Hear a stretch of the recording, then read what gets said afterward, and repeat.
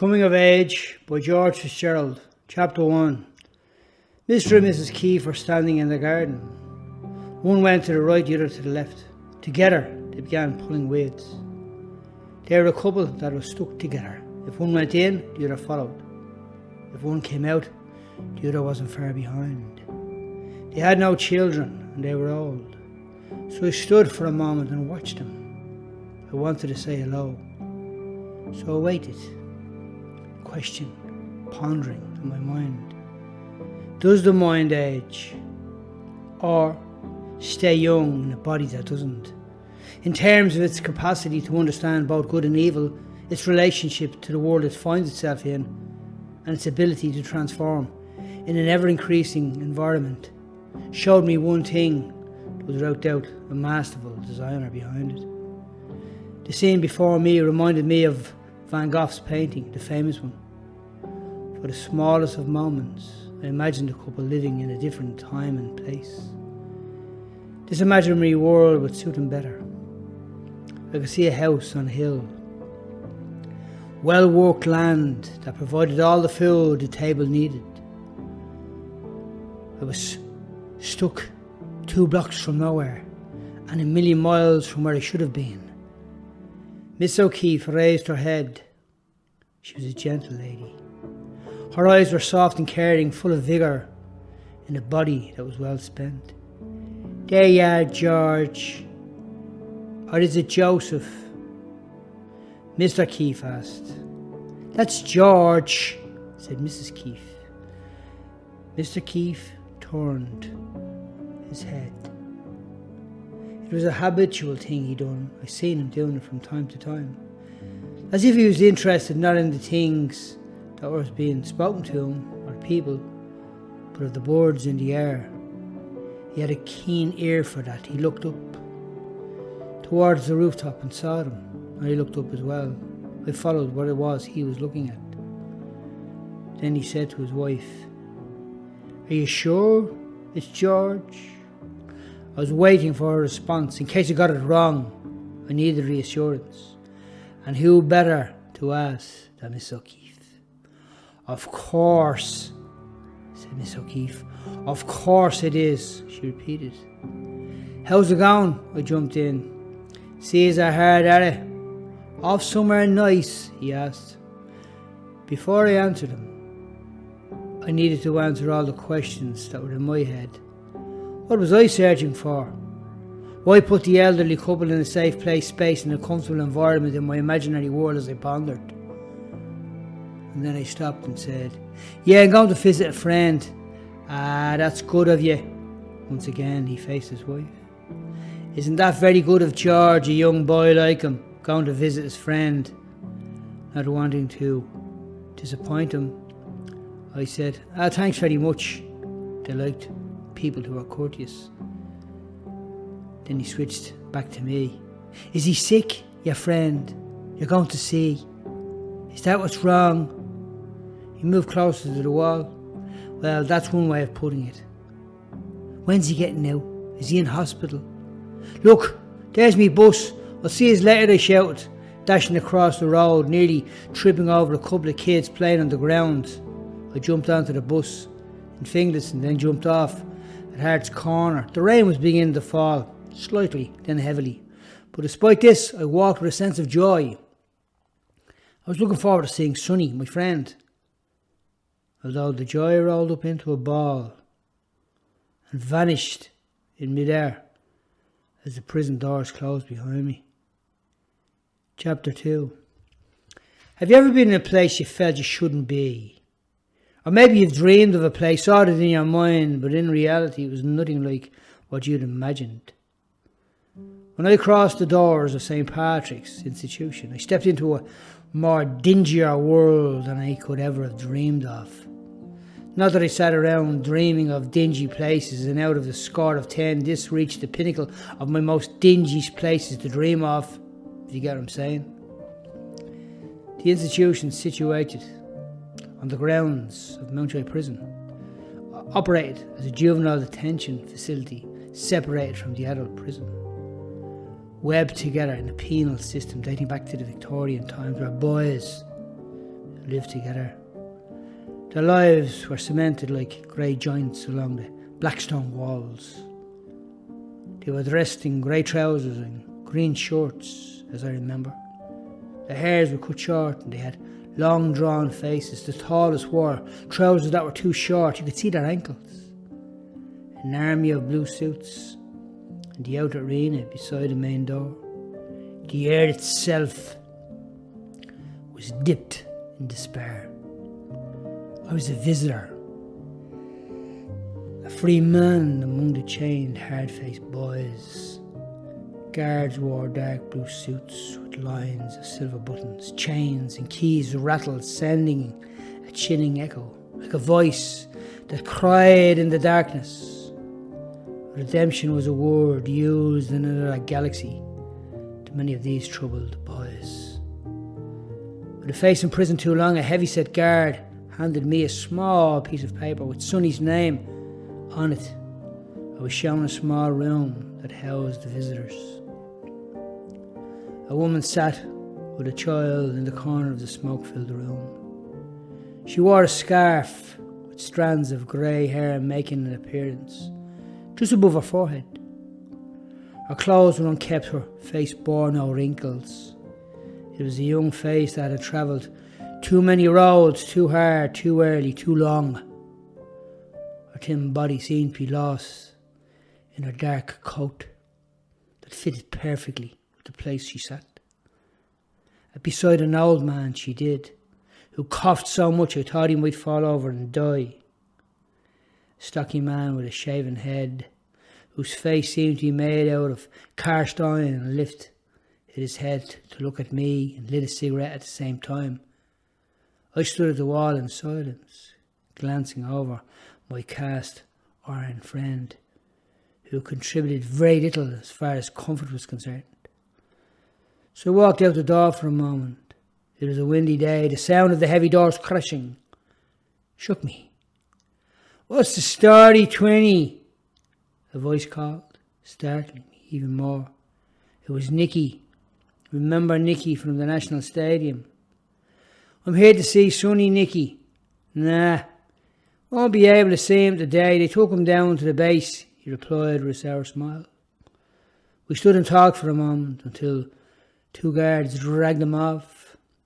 Not really, or literally. I walked back to the room, and when I did, I thought I saw a goatee running across the yard, with two guards running along him beside him. Once I was back inside, my mind began to drag itself back in time.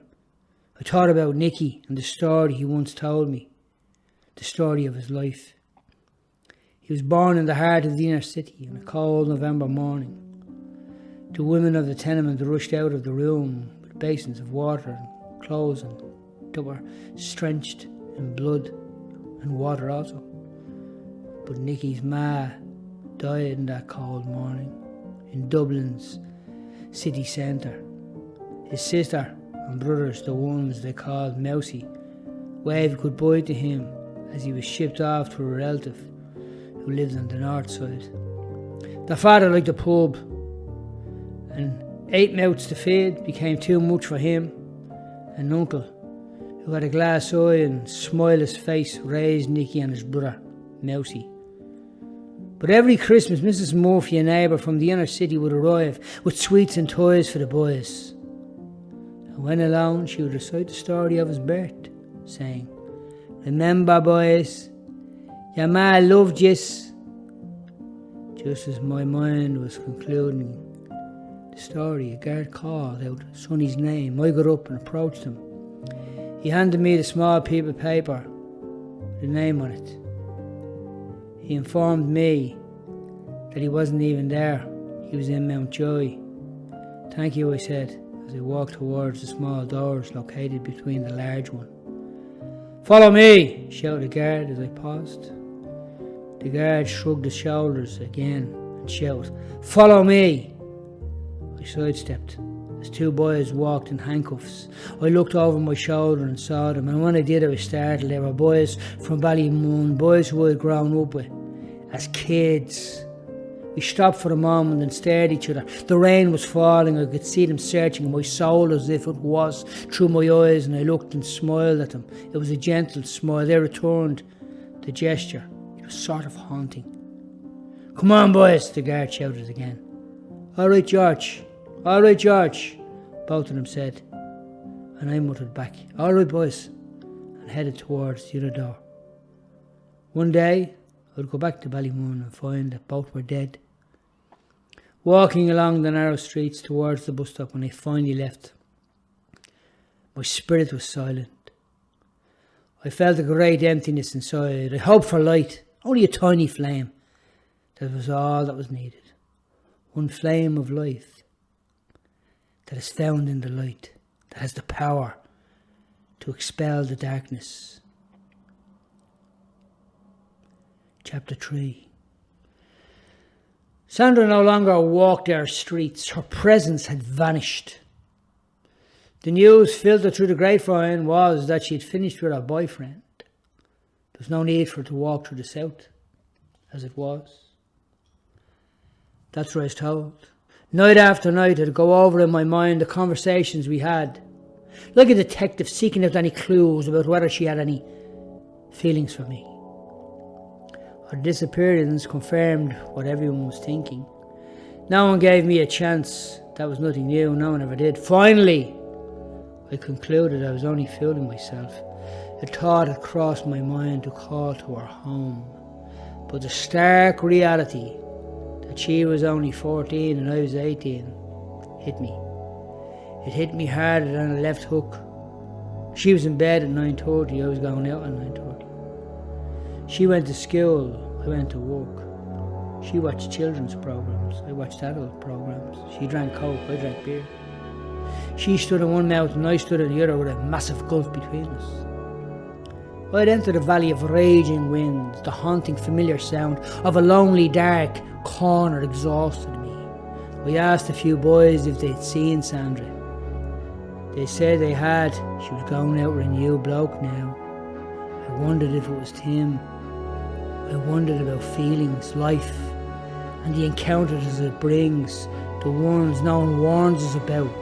There is no sign saying, next encounter, life-changing, mind-blowing, entrapment of a different kind. I built all these plans and answers, and I answered every question that crossed my mind as I thought, only to watch them all crumble down like castle in the sand.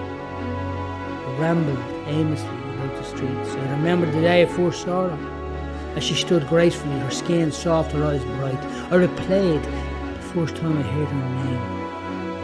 As I went, my footsteps took me wherever they wanted to go. There was no direction.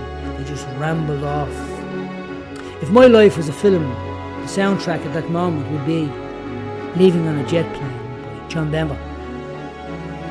Yes, jet plane sounded good. I could hear the throttle of the engine as I saw myself sitting by the window as the plane flew across the cold blue sky.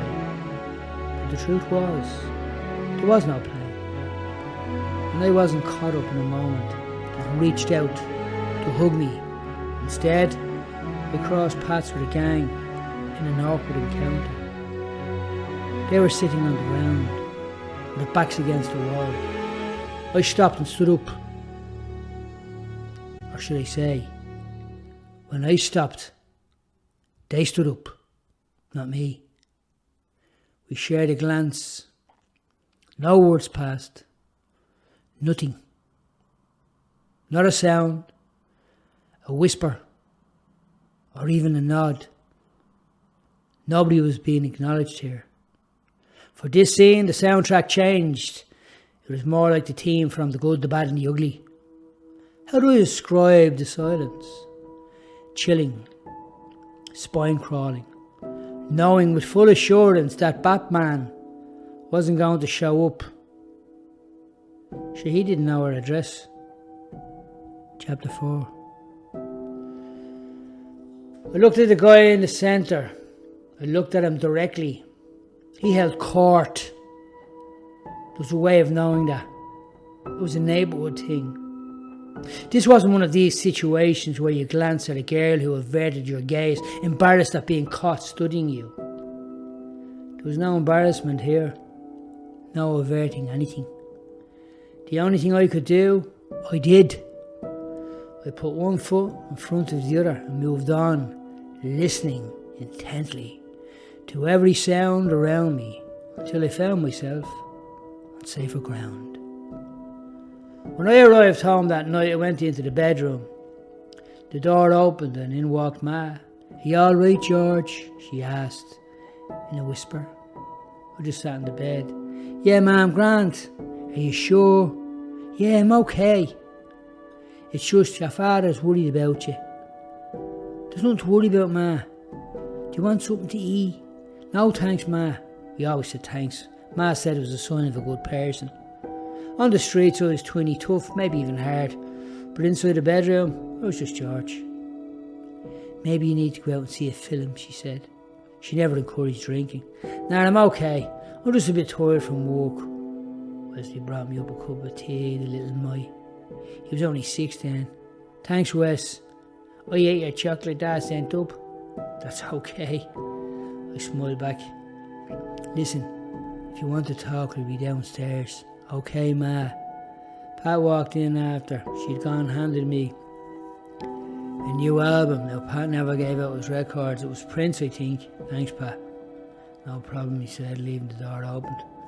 A few minutes later, I heard the door open. Dad was downstairs talking to Joe. He came upstairs. "Hey, George, you want to go up the point?" "Nah," I said. "What's the story?" He looked concerned. His face was red from the night air. "Nothing. Everyone's doing me head in. Just leave us alone. I'm all right." Dad said there's a good film on downstairs. "What's the name of it?" "Ben-Hur." So I left my solitary confinement and entered the sitting room. The fire was blazing. The sound of the logs crackling brought great comfort and security. Dad looked over and smiled, rubbed his hands together. "This is a brilliant film. You'll love it." He was right, I did. After the film, I felt a little bit refreshed. Began to doubt the words that I had heard, so I went off and met Bob, Sandra's best friend. Just happened to bump into her. "Where's Sandra?" I asked. She went to speak but paused. Then she gave me this strange, puzzled look. "She's not allowed out. That's why I'm up here. I was looking for you to tell you that you can't see her anymore. Our ma found out that she's seen a man of 20 years, the boxer fella, Fitzgerald." "What?" I could see in her eyes that she didn't like relaying the message, but I protested. "I'm not 20. Who told them that? Anyway, what do you mean? I'm seeing her. I'm only seeing her the way everyone else does, like you do, just friends, that's all. What do you mean?" "Well, that's all I can tell you. You best leave things the way they are." I turned and moved quickly up the street, looking behind me.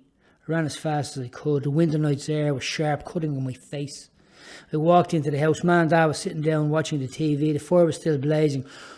I held tight my face and took off my coat and hung it on the door. "Do you want a cup of tea?" Ma asked. "It's okay, I'll make it myself," I replied, keeping my face to the wall.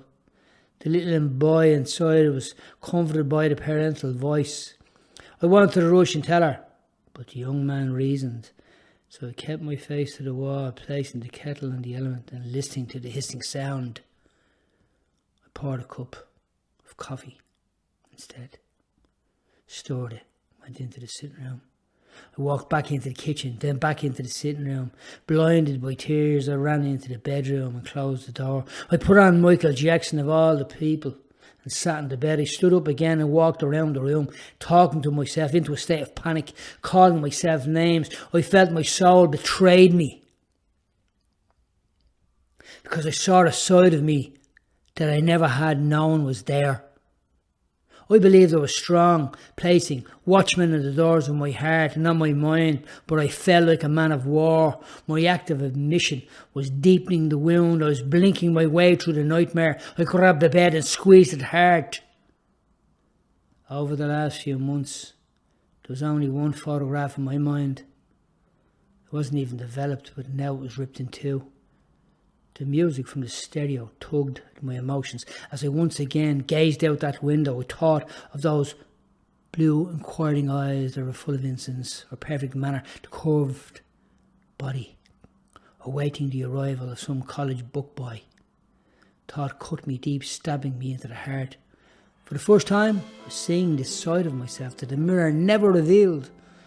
Was I panicking? No, manic. I began to shadowbox. As if I could somehow fight this with my fists. I didn't stop till my body was dripping with sweat. I sat back on the bed. Not back on the bed, but back on the bed. My soul, body, mind spent. Ma's famous words sprang to mind. At first, if you don't succeed, try and try again. The light went on in my mind, so I sat down and wrote Sandra's mother a letter. Then I ripped it up and started again. All I wanted to do was walk down the street with Sandra holding her hand and say, "Here, look, I have a girlfriend too." I stood in the corner like the boy I once knew, pressing hard against my face. Reason crept in, filled my mind. The sting was deadly. "You have fooled yourself, my little friend. Look at you now, curled up in the corner. What would a beautiful 14-year-old want with an 18-year-old ex-prize fighter?" I lay back in the bed, slowly drifted asleep. I woke in the early hours. The window was left open, a light breeze blew in, it sent a chill down my body. I stared at the ceiling for a long time while I placed a hard mask on. No one could see what was behind it. Pain is no respecter of people. Rich man, poor man, beggar man, thief. Doesn't matter. Comes to us all. I walked towards the window. Chapter 5. The morning was dark. Silence filled our streets as long as the morning continued and hadn't really woken. But when it did, the days turned into nights. The nights woke the mornings turned into days as they ran into weeks, and I stood next to nothing. Well, that's what an old man said. Don't worry about anything, because remember, we're all born next to nothing. I hadn't a clue where next to nothing was, or next to nothing was. But then I bumped into an old woman. You could hear a lot of things at that bus stop that I stood.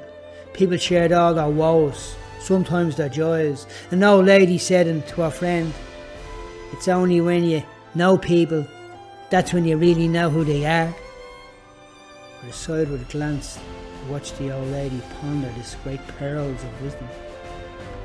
I thought about that as the beams of light broke through the clouds, raced across the floor. My first thought that day, that morning, as I stood there, was Sandra. The second was, what am I to do? The third was, I have no idea. And the fourth was, I better get out of bed. But I was already out of bed, standing staring at the window. I thought to myself. The weeks had dragged past since I'd seen her. Tama and I went out for a few beers the night before and I fell home. I wasn't quick about getting dressed. Before Ma took hold of me, I sneaked out and knocked Tama up. He stuck his head out the window. He wasn't having it.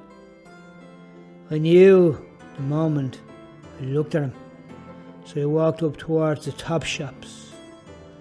Bought a bottle of red lemonade as I remember it. I drank it down in one sup. Counted to 10 and then ended up on my hunkers, emptying my body of everything that I'd taken in. Crawling along the side of the church. I hoped the world would go away. Torturous feelings. Damp, dark day. I just hoped it would go away. I'd held on to my cap, passing a line of beer crates stacked against the wall. Don't know why they were there. In the corner of my eye, I spotted Weetabix.